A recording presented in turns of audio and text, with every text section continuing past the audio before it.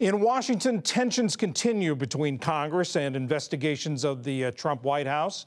The House Democrats are to issue subpoenas in the coming days as the Oversight Committee investigates the Trump administration's security clearance process, and the Judiciary Committee seeks the full Mueller report. Congressional correspondent Lisa Desjardins joins me here to explain all this. Let's start with what may be the lesser-known investigation, the security clearances. What do the Democrats on the House Oversight Committee want? And actually, we've learned a little more about this in the past day or so. That's exactly right. Just this morning, the House Democrats from that Oversight Committee said, we are going to start authorizing subpoenas starting tomorrow, so Tuesday.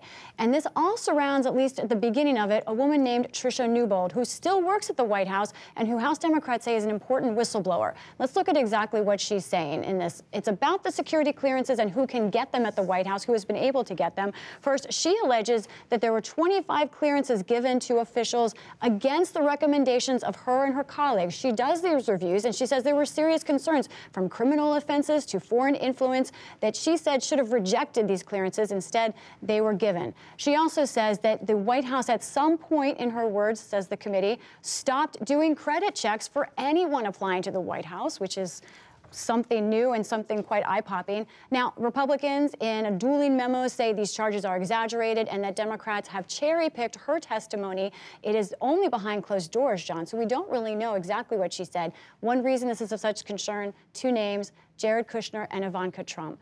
There is reporting that Jared's clearance was one of those that was initially rejected and somehow ended up being cleared. There are a lot of questions about this. Of course, I called the White House. They said they will not comment on this because it is a security issue, at least not yet.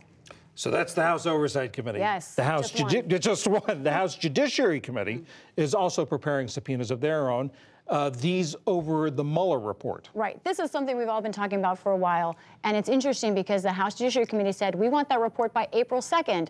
That's tomorrow. But yet they don't think they will get it. The Attorney General has said, no, I need more time. I'm not giving it to you yet. So what are they doing? They are saying that they will also issue some subpoenas. Let's talk about what they're saying. That is Chairman Jerry Nadler of the committee. He's going to issue those authorized subpoenas Wednesday. What they want: the full Mueller report and all of the documents going with it, including, John, grand jury testimony, which is generally something that is never released.